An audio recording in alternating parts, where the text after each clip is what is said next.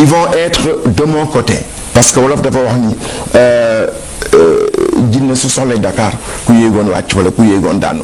Donc ils vont être de mon côté. Mais il y a 20% qui vont perdre de repère et qui vont dire que mais est-ce que sëñ bi war na dugg si lii parce que dañ teg ay wax yu bon. Parce que c'est pas sa place.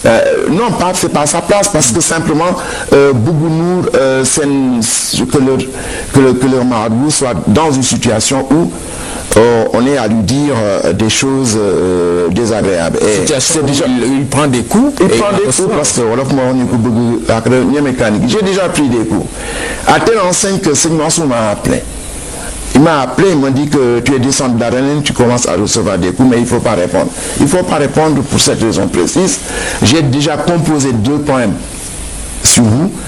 Et votre grand-père, Seigneur Abdou, a composé 2 poèmes sur vous pour vanter les qualités éthiques que vous avez. Donc que des gens viennent vous insulter. Donc il y a 20% de gens qui vont se dire, bon, que quand il va s'engager en politique, il va entendre des vertes et des pas mûres, il va en voir des vertes et des pas mûres. Mais il y a 20% qui vont dire simplement que Seigneur ne doit pas faire de la politique, tout simplement parce qu'ils sont engagés, eux, politiquement. Et ça ne les arrange pas que leur marabout soit du côté qui est différent. Du côté du pouvoir. Ça les gêne dans une certaine mesure parce que j'ai des disciples qui sont des disciples de mon père, qui sont aussi mes disciples, qui sont placés au plus haut niveau de l'État, qui font partie de la famille de Seigneur Moustapha, depuis leur père et leur grand-père. Ces gens-là, ils ont choisi d'être au niveau du PDS. Et ils se battent malgré la position d'opposition de leur marabout. C'est leur liberté, c'est leur droit. Ils doivent reconnaître également à leur marabout, qui a été aux mêmes écoles qu'eux, et qui a cette triple légitimité de choisir dans une situation de crise du Sénégal, de choisir le camp qui lui sied. Et le camp qui me sied actuellement, c'est le camp de l'opposition, créer les conditions, parce qu'Ablaï Wade Sahara est du tac, depuis 11 ans qu'il est là, Mini Sahara est à coup de bataille, Sahara Sinek, cette fumée-là est en train de nous étouffer. Et moi je fais partie de ceux qui doivent créer les conditions pour qu'Ablaï Wade parte.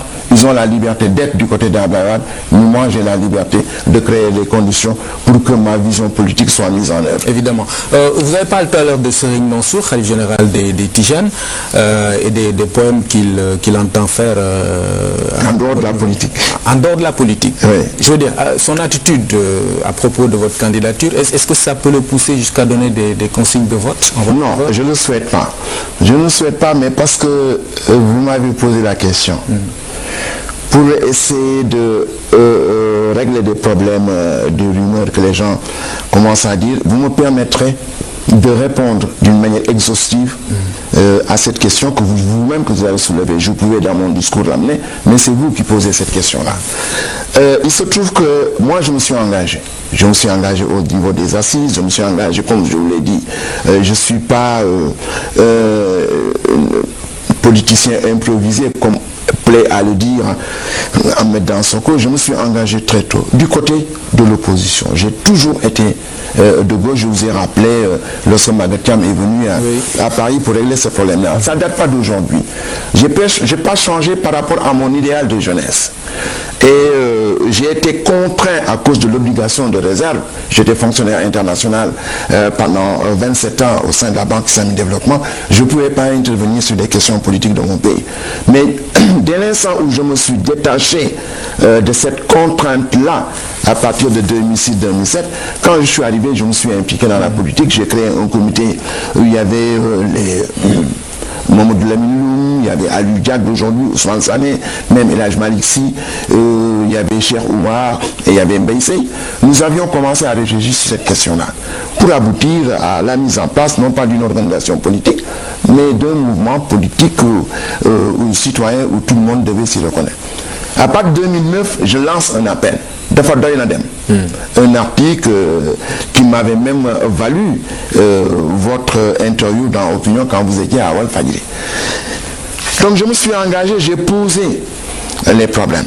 Nous sommes allés beaucoup plus loin que les assises, parce que les assises, comme je l'ai dit, c'était un désir d'émancipation, c'était le point de départ d'un questionnement pluriel, mais qui n'avait pas réglé 2 points, Le premier point, le problème de la forme d'organisation pour mettre en œuvre les conclusions des assises. La deuxième session, c'était la question du leadership. Oui. Nous avons voulu transformer ce que constituaient les conclusions des assises en mettant en place un mouvement où tous les acteurs qui ont été dans les assises nationales pouvaient s'y reconnaître. Donc on s'est engagé à ça, ça a abouti à bien. À la veille donc de l'élection présidentielle, vous le voyez, les appels se multiplient, les appels à la paix. Dans cette dynamique-là, vous, en tant que religieux attaché à la paix, sûrement, vous ne pouvez pas faire fi de cette situation. Le président, par exemple, a appelé les Sénégalais à une marche pacifique le 23 prochain. Qu'est-ce que vous en pensez?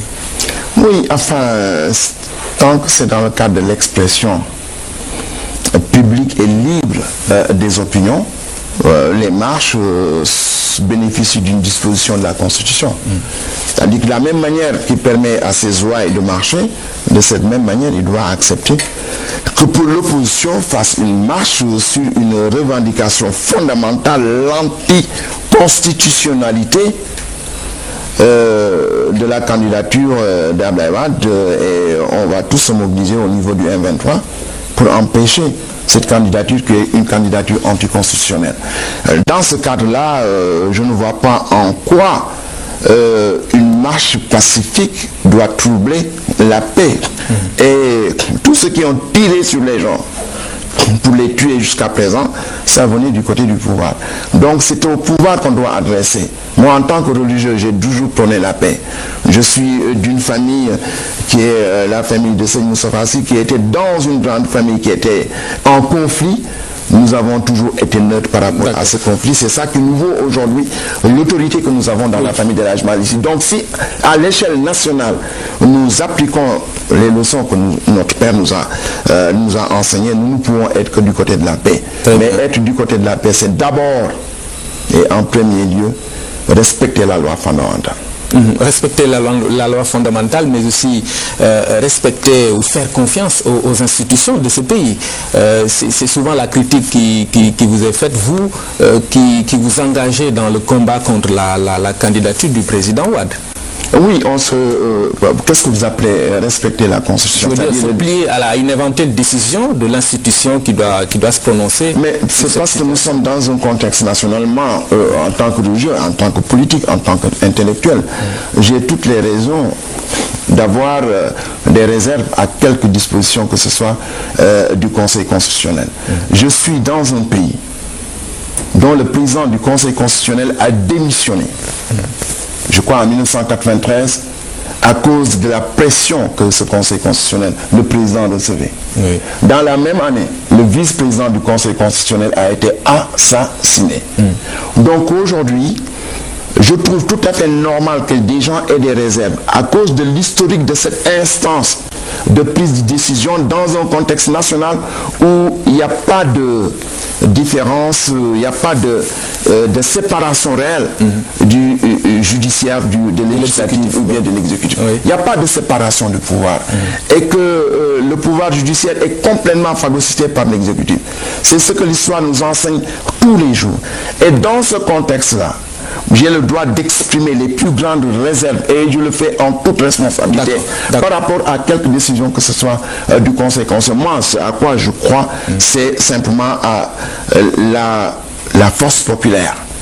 Et aujourd'hui, je ne suis pas le seul à avoir cette défiance-là. Mais comment se fait-il que des congressistes américains, et quand on connaît les pays occidentaux, qui font preuve de circonspection et de sagacité pour s'engager dans la politique d'un pays, quand des sénateurs américains écrivent au président de la République pour lui dire que même au cas où le Conseil constitutionnel validait votre candidature pour des raisons politiques et pour des raisons de paix, vous ne devriez pas vous présenter, parce que si vous vous présentez, vous mettez en danger non seulement le pays, mais vous mettez en danger toute la région.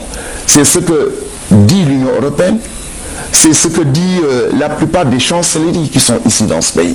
Donc ce n'est pas une question de gens d'opposition d'aventuriers. Et aussi, je suis dans une région, je suis obligé de répondre.